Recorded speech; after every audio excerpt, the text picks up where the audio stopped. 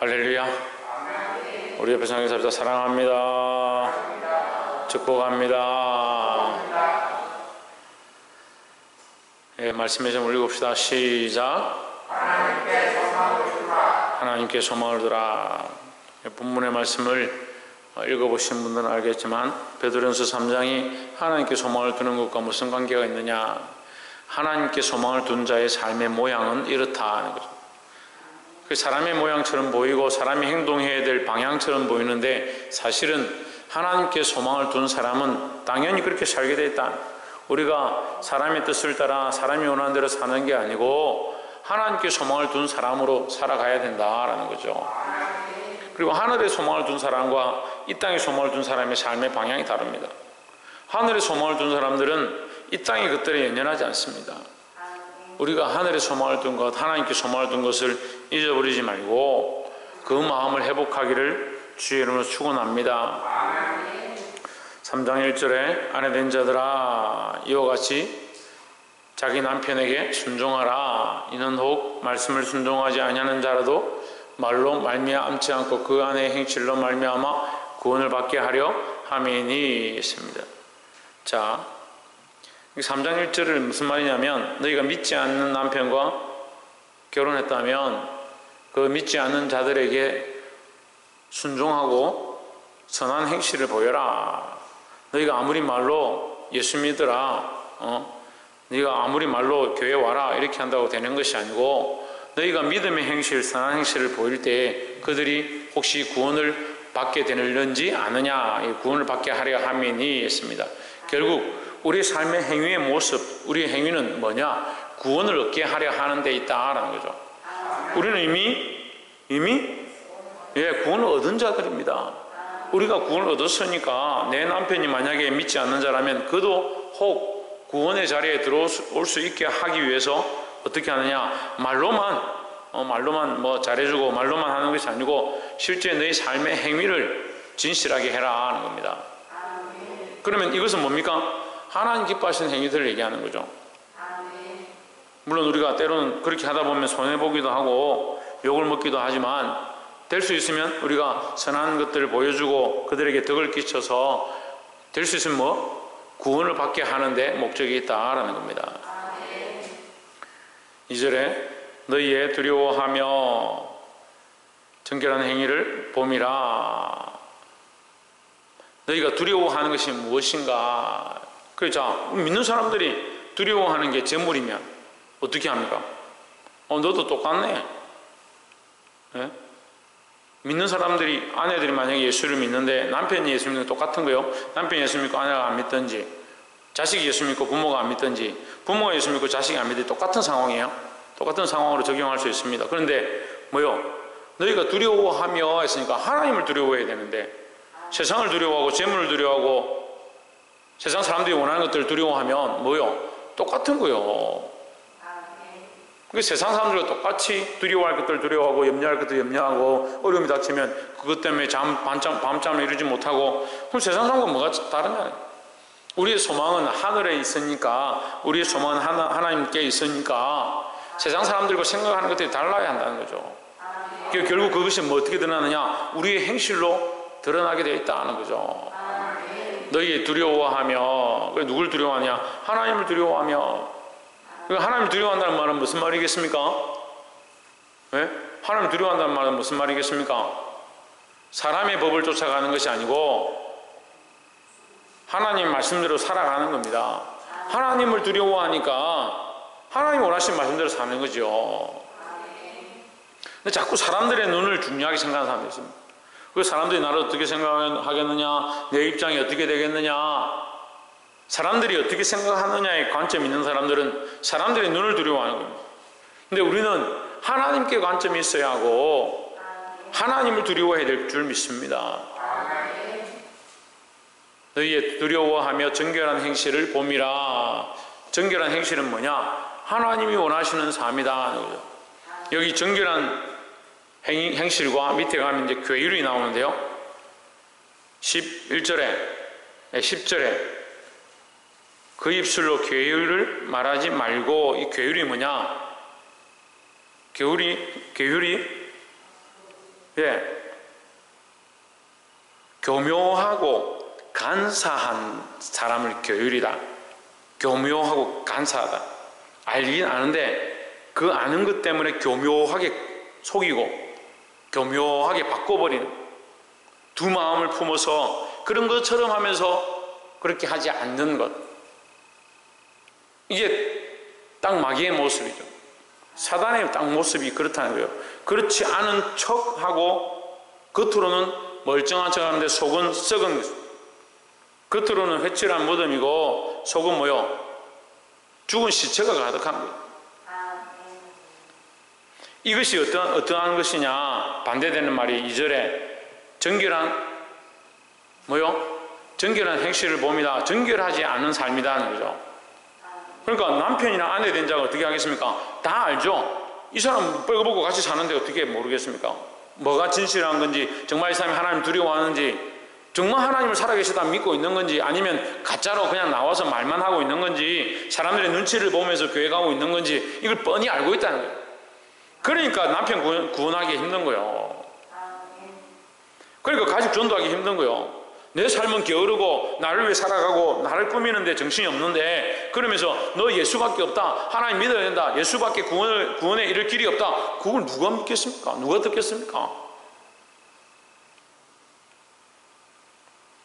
그러니까 말로만 하지 말고 그것과 속이 같다, 이게 정결한 거예요. 유리 같다 그러죠. 어디 보면 너는 어떻게 마음이 그래 유리 같으냐, 너는 어떻게 그래 소녀 같냐. 이 소녀 같다는 말이 뭐냐면 순수하다. 겉으로 꾸미지 않고 그 말하는 것이나 그 속에 생각하는 것이나 똑같다.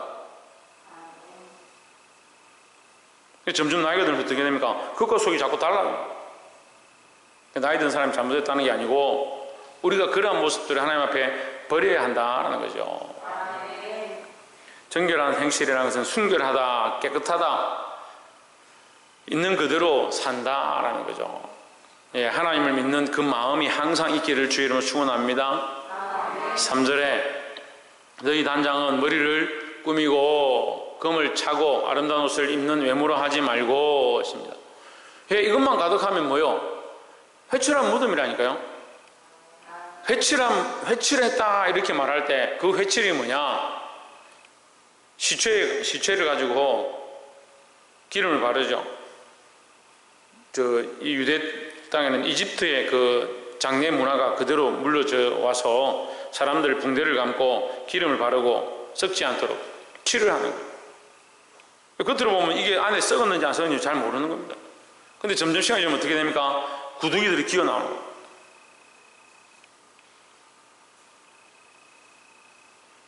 우리가 이걸 알아야 하는 겁니다. 그게 멀쩡하고 예쁘고 아름다우면 뭐 하느냐? 그 속에 뭐가 있느냐? 썩은 시체가 있다는 거예요. 그런데 사람들은 뭘 생각합니까? 자기 영혼을 정결케 하고 자기 영혼을 깨끗하게 하고 하나님을 두려워하게 하고 믿음으로 살고 몸부림치는 것보다 뭘 쫓아가느냐? 단장하고 머리를 꾸미고 금을 차고 아름다운 옷을 입는 외모로 자꾸 취하려고 하는 거예요. 그게 중요한 줄 착각하게 하는 겁니다.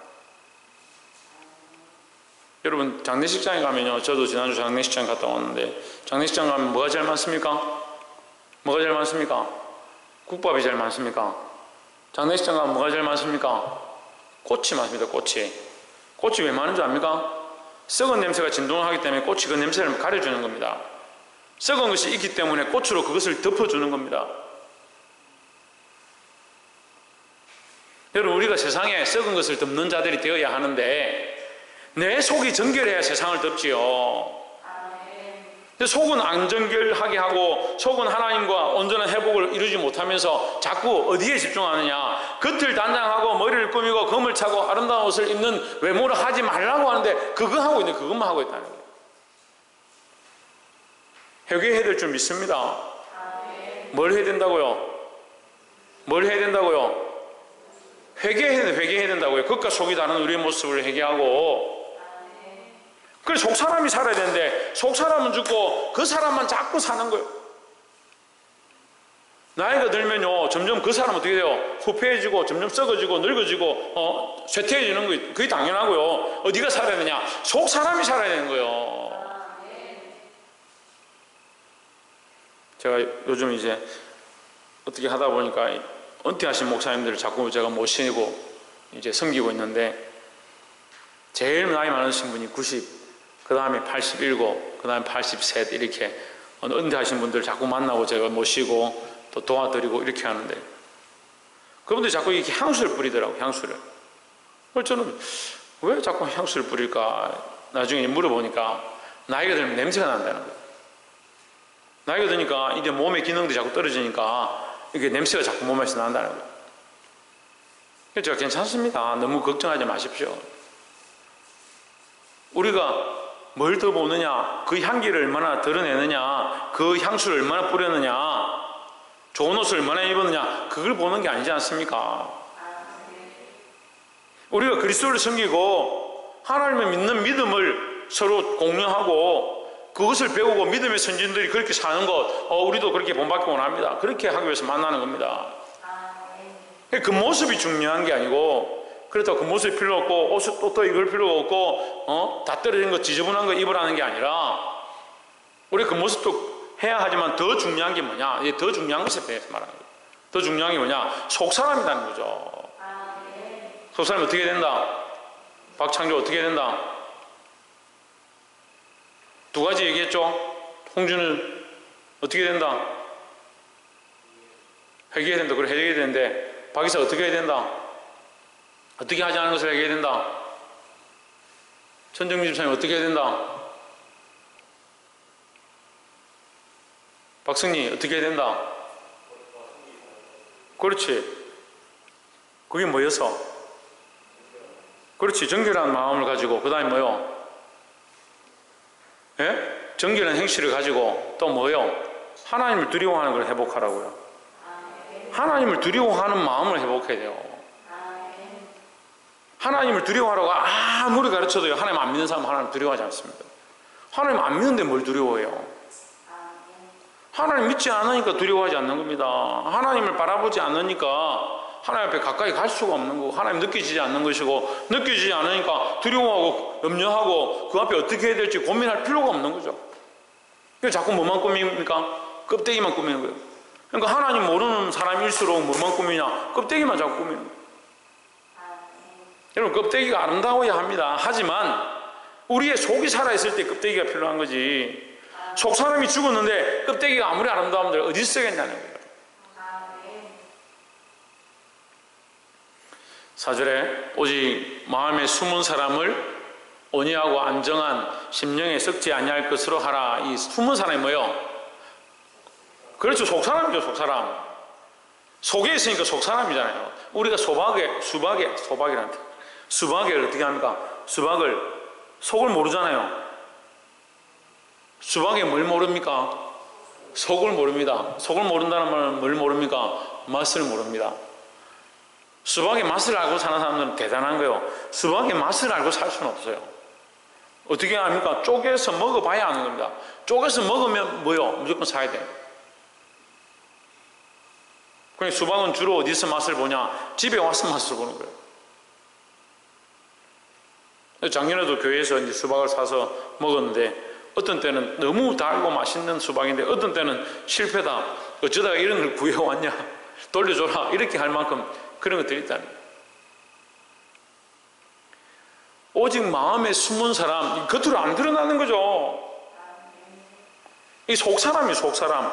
우리 속에 있는 사람, 속에 있는 사람이 어떻게 되냐? 하나님을 두려워하고, 하나님을 두려워하는 이 속사람을 두려워하도록 만들고, 이 속사람이 하나님 앞에 서 있도록 만들어야 되는 거예요. 오직 마음에 숨은 사람을 온유하고 안정한 심령에 썩지 아니할 것으로 하라. 썩지 아니할 것. 썩는 건 뭡니까? 썩는 건 뭐예요? 그렇죠. 육체죠. 그 사람이잖아요. 그 사람. 그 사람을 쫓아가지 말고 썩지 아니할 속 사람을 정결케 하고 하나님 앞에 똑바로 세우라는 거죠. 그렇게 할 때 너희 남편을 혹시 구원할 줄 아느냐? 너희 아내를 구원할 줄 혹시 아느냐? 너희 가족들을 구원할 줄 혹시 아느냐? 그러니까 구원함을 위하여 너희는 어떻게 하라? 될 수 있으면 순종하고 그들을 온유함으로 대해야 돼. 어떻게 하라? 너희 속사람이 정말 살아있음을 보여라. 예쁘게 꾸며가지고 남편을 홀려가지고 교회 데리고 오려고 하지 말고 그냥 우리 말로 막 말하면 그런 뜻이. 너희의 정결한 행실, 너희 속도 깨끗하고 삶도 깨끗한 그 모습들을 보고 정말 하나님을 두려워하는 모습을 보고 여러분 가족들이 물어보세요. 여러분 가족들이 여러분들이 하나님 두려워하는 줄 아십니까? 옆에서 한번 보십시오. 여러분 가족이 여러분 하니까 옆에서 한번 보고 당신의 가족이 당신이 하나님을 두려워하는 줄 아십니까? 그래서 내가 보니까 우리 집사람은 정말 하나님 두려워하는 사람이구나. 우리 남편은 정말 하나님 두려워하는 사람이구나. 진짜 하나님 살아계신갑다. 그렇게 되네. 니도 안 믿는 하나님 내가 어떻게 믿냐? 니도 뭐 힘들 때 교회 안 가고 신앙 고백 안 하고 다른 거 쫓아가대. 우리 교회 말이 아니고 서울의 어떤 교회 권사가 집안에 큰일이 생기고 막 걱정이 있으니까 막 자식이 어떻게 될지 모르니까 저기 가서 점을 치가지고 점을 치고 왔다. 점 치러 가니까 무당이 너는 권사인데 왜 여기 왔냐? 그걸 뭐라고 합니까? 우리나라 말로 뭐라 합니까? 우사다, 우사. 권사가 하나님 앞에 서 있어야 되는데 어디 귀신 앞에 가가지고 점치고 있는. 뭐가 없다고요? 그 속에 하나님을 두려워함이 없어서 그런 거예요.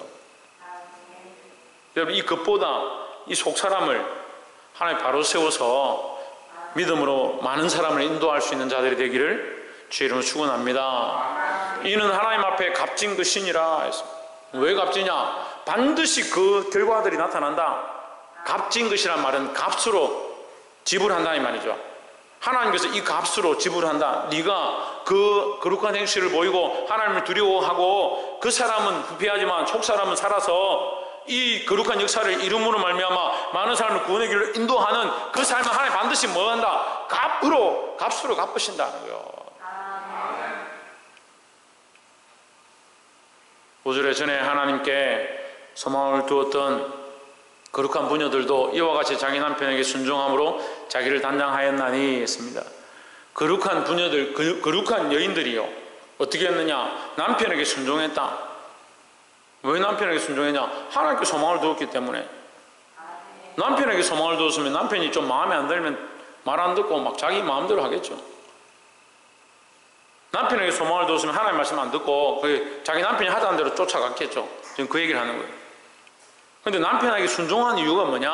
하나님께 순종하는 모양으로 남편에게 순종했다. 하나님의 말씀을 따라서 내가 좀 손해보더라도 내가 생각하기에 이게 옳지 않다 하더라도 하나님 원하시는 대로 살려고 몸부림쳤다라는 거죠. 6절에 사라가 아브라함을 주라 칭하여 순종한 것 같이 너희는 선을 행하고 아무 두려운 일에도 놀라지 아니하면 그의 딸이 된 것이니라. 사라가 어떻게 순종합니까? 이삭을 잡아서 제물로 바치겠다고 모래산을 끌고 가는데 아무 소리를 하지 않습니다.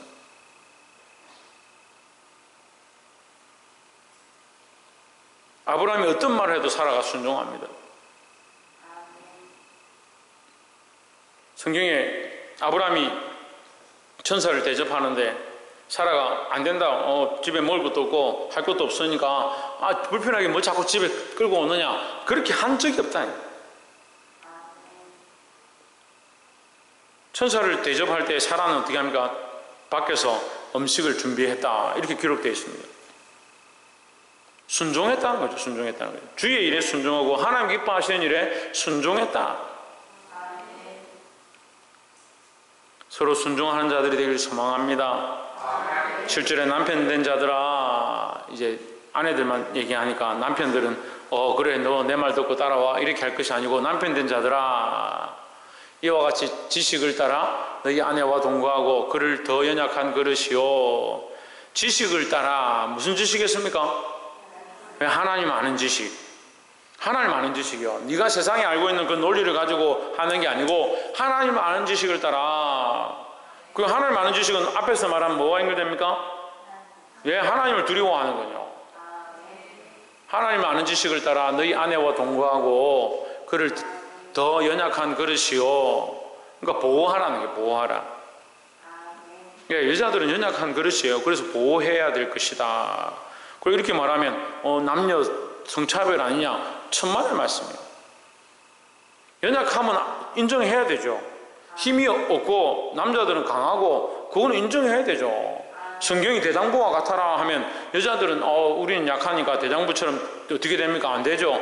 아닙니다. 여자들도 대장부처럼 마음을 단단히 하시고 믿음을 굳건히 하시길 바랍니다. 하지만 대장부 같이라는 말이 뭐냐? 너희가 그리 강건하다. 남자들은 강하다 이 말이고 여자들은 유하다, 연하다, 부드럽다는 거죠. 그러니까 강한 부분에 대해서는 여자들을 보호하는 그런 역할을 해야 된다라는 거죠. 연약한 그릇이요 또 생명의 은혜를 함께 이어받을 자로 알아. 생명의 은혜를 이어받는다. 이것은 유업을 받는다. 하늘의 유업을 받는다 이 말이죠. 생명의 은혜, 생명을 은혜로 받았으니까 이건 구원의 일이죠. 구원을 함께 받을 자로 알아. 귀히 여기라. 너희 아내가 예수 믿고 너도 예수 믿으면 함께 구원의 유업을 받을 자이다. 그걸 알고 귀히 여겨라. 이는 너희 기도가 막히지 아니하게 하려 함이라 했습니다. 예, 이거는 가족이 서로 안 좋은 일이 생기고 앙금이 생기고 이렇게 하면 그 기도가 잘 되겠습니까? 그러니까 서로를 귀히 여기고 서로에게 순종함으로 기도가 막히지 않도록 하라 이런 얘기죠. 8절에 마지막으로 말하노니 너희가 다 마음을 같이하여 동정하며 불쌍히 여기며 형제를 사랑하며 같은 말이죠. 불쌍히 여기며 겸손하며 마음을 같이해서 이 선을 행하라. 이러한 선을 행하라. 누가 하나님을 두려워하는 자들이 예수 믿는 사람들이 이렇게 행하라.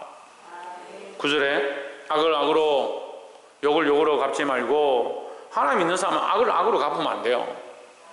근데 제가 보니까요 이 악을 악으로 갚는 사람 그것이 이 예수 믿는 사람들의 습관이에요. 습관. 자기에게 욕하는 사람 같이 욕하고 자기 뭐라 하는 사람 자기도 뭐라 하고 자기 비방하는 사람도 자기도 비방하고 우리가 이렇게 할 것이 아니다라는 거죠. 악을 악으로 욕을 욕으로 갚지 말고 도리어 복을 빌라. 믿는 사람들은 뭘 해야 되냐? 복을 빌어줘요. 복을 빌어줘. 그럼 누가 하시냐? 원수를 누가 갚으시냐? 하나님께서 갚으신다라는 거죠. 도리어 복을 빌라. 이를 위하여 너희가 부르심을 받았으니 있습니다. 우리는 부르심을 받았다. 부르심 받은 게 뭐예요? 박승님 부르심 받은 게 뭐예요? 신성경 주사님 부르심 받은 게 뭐예요?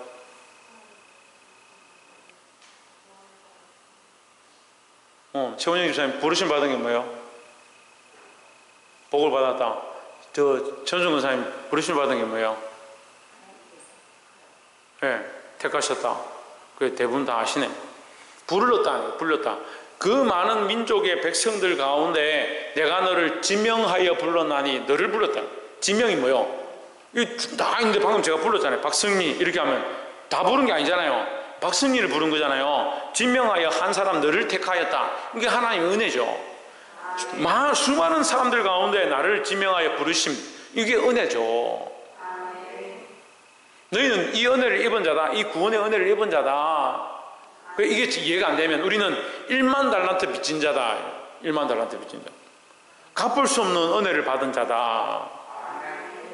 갚을 수 없는 은혜를 받았는데 자꾸 어떻게 하냐. 좀 지나가다가 100데나리온 빚진 자를 보면 맥살을 잡고 수천억을 빚진 사람이 그 탕감을 받고 은혜로 살아가는데 지나가다가 10만 원 빚진 사람 붙잡아가지고 맥살을 잡고 죽을래 살래 경찰서 가자 끌고 간다. 그 주인이 보고 민망히 여겨서 너도 그럼 감옥에 들어가라 집어넣어버리면. 그게 성경의 비유로 그렇게 얘기를 한 거예요. 우리가 하나님 앞에 갚을 수 없는 은혜를 입은 자인데 너희가 어떻게 하여 악을 악으로 갚고 욕을 욕으로 갚느냐. 오히려 복을 빌어라. 너희가 갚을 수 없는 은혜를 입었으면 하나님께서 하시지 않겠느냐. 그러니까 이 땅에 소망이 있는 게 아니단 말이에요. 이 땅에 소망이 있으면 나를 비방하든지 욕하든지 나를 괴롭게 하면 나도 갚아줘야지 이를 갈아야지 뭐 이렇게 하겠지만 우리의 소망이 이 땅이 아니니까 이 땅에 좀 손해봐도 되는 거예요.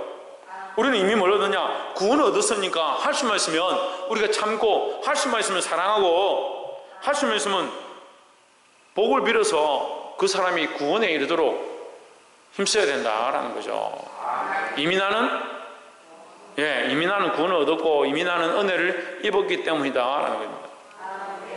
이는 복을 이어받게 하려 하심이라 하십니다. 너희가 부르심을 받았으니 이게 복이죠. 그죠? 부르심을 받은 게 복인데 이는 복을 이어받게 하려 합니다. 너희를 통해서 복이 전해지게 하려 합니다. 이렇게 해석하면 더 쉽습니다. 너희를 통해서 할 수만 있으면 악을 악으로 갚아 욕으로 갚아서 그 사람과 원수되고 싸우게 하려 하는 게 아니고 너희가 할 수만 있으면 이미 구원을 얻었으니까 너희가 이 덕을 끼침으로 말미암아 그들도 함께 구원의 복을 이어받게 하려 합니다. 하는 겁니다. 10절에 그러므로 생명을 사랑하고 영혼들을 사랑하고 그리고 생명을 함부로 해하지 말고 그 사람들을 불쌍히 여기고 저는 이 평생 잊혀지지 않는 하나의 기억이 뭐냐면 초등학교 6학년 때 그 수요일에 예배를 드리는데 어디 앉았는지도 다 기억이 나요. 이 가운데 맨 앞자리에 여자 둘이가 앉아서 초등학교 4학년인가 5학년인데 얼마나 떠드는지 예배 시간에 제가 화가 너무 나가지고 제가 중학교 1학년 때인갑다. 내가 중학생이니까 끝나고 나서 나와가지고 야, 너 그렇게 떠들 것 같으면 교회 오지 마라. 너 그렇게 예배를 방해할 것 같으면 교회 오지 마라. 그 말 한 게 너무 후회스러운 거예요. 중학교 1학년 때 그렇게 한 게. 다행히 그 뒤에 다시 돌아와서 제가 안심을 했지만 그때 제가 너무 속상했어요. 아, 내가 이 말을 한마디 잘못한 것 때문에 사람이 그렇게 될 수 있구나. 떨어질 수 있구나. 그리고 얼마나 걱정하고 기도를 했는지.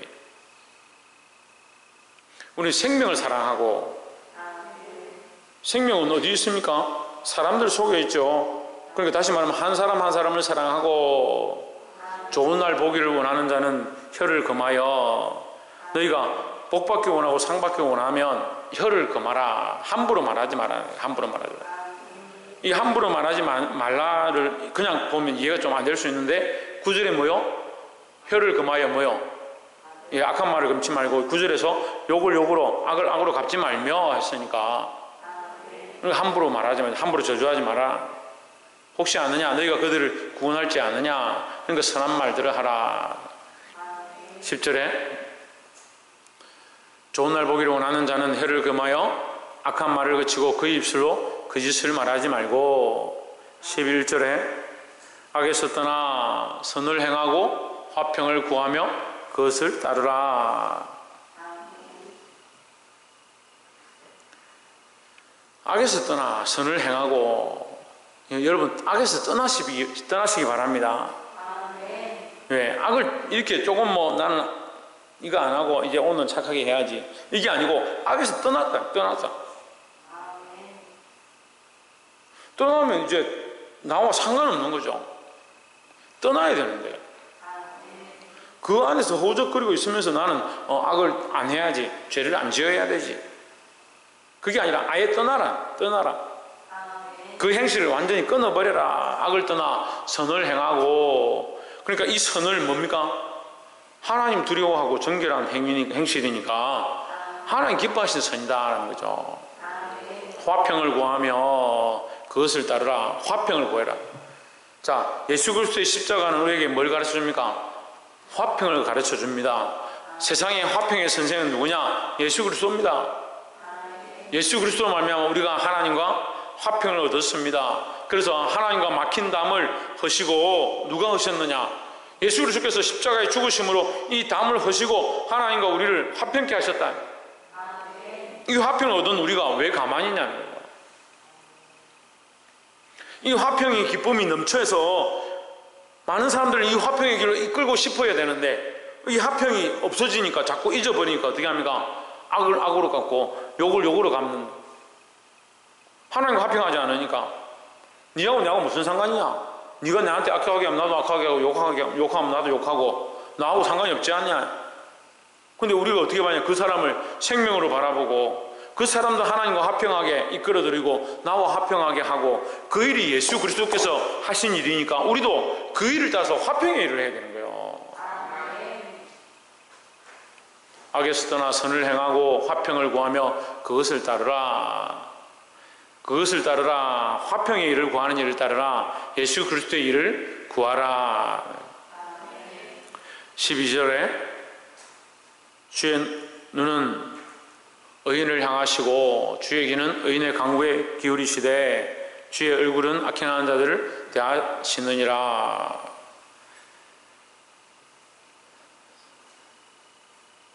자, 주의 눈은 관심이죠. 바라보는 것은 항상 보고 계신다. 누구를 보고 있냐? 의인들을 보고 있다. 그의 낯은, 그의 얼굴은 악행하는 자를 대하신다. 눈과 얼굴이 따로렇게 갈 수 없는데 이제 표현을 그렇게 하는 겁니다. 표현을 이해하도록. 그의 얼굴을 향한다. 이 말은 뭐냐면 징계하신다는 거예요. 그의 얼굴빛이 붉어졌다. 이렇게 하면 우리가 이 옛날 소설가들이 글을 써먹죠. 얼굴빛이 붉어지고 울그락불그락하고 이렇게 하면 뭐요? 화가 났다는 거죠. 그러니까 얼굴을 향하고 이 말은 악행하는 자들이 얼굴을 향하시고 기억하시고 어떻게 한다? 반드시 징계하신다. 그의 눈은 의인을 향하시고 반드시 우리를 보시고 우리의 기도를 들으시고. 그러니까 기도하라고 하는 거예요, 여러분. 기도하면 어디 딴 데 가냐고요. 전에도 계속 말씀드려요. 여러분 기도한다고 그거 뭐 제가 돈이 많아지고 제가 상을 많이 받고 그렇게 되겠습니까? 여러분 기도하면 여러분 받는 거예요. 그 기도 딴 데 떨어지지 않습니다. 하나님 앞에 반드시 하나님 앞에 올라갑니다. 그러니까 기도해야 하고 하나님 향한 삶을 살아가야 된다는 거죠. 말씀을 맺겠습니다. 많은 사람들이 이 악한 일을 행한다. 이 악행을 뭐라 합니까? 악한 행실의 줄임말이죠. 악한 행실이다. 그런데 우리가 1절에서 뭘 배웠습니까? 정결한 행실에 대해서 배웠습니다. 정결한 행실은 뭐요? 하나님을 두려워하는 자들이 살아가는 삶의 모양인 겁니다. 그것과 속이 다르지 않은 거예요. 이 두 가지로 이 말씀도 딱 나눠지는 거예요. 악한 행실을 가진 자, 간사한 자, 괴유라는 자, 교묘하게 거짓말하는 사람, 그것과 속이 다른 자, 겉으로 화장하고 금고리를 차고 자기를 겉으로 포장하고 좋은 옷을 입는 것에 집중하는 자, 그 집중하는 것 자체가 악행은 아닌데 뭐요? 그 속사람이 죽었다는 거죠. 속사람이. 그 속사람이 죽고 겉으로만 포장한 사람을 악행하는 자들이다. 우리는 그게 아니라 우리에게 욕하는 자를 위하여 복을 빌고 우리에게 악을 행하는 자들 위하여 복을 빌고 우리를 비방하고 비난하고 우리에게 고난을 주는 자들을 향해서 그들 위해 기도해서 할 수만 있으면 우리 가정에서 내가 핍박당하고 가족들에게 손가락질 당한다 하더라도 우리의 믿음의 진실함들을 보여서 하나님을 두려워하고 정결한 행실을 보여서 그 생명들을 살릴 수 있는 그런 삶을 살 수 있는 저와 여러분 되시기를 주의 이름으로 축원합니다. 기도하겠습니다.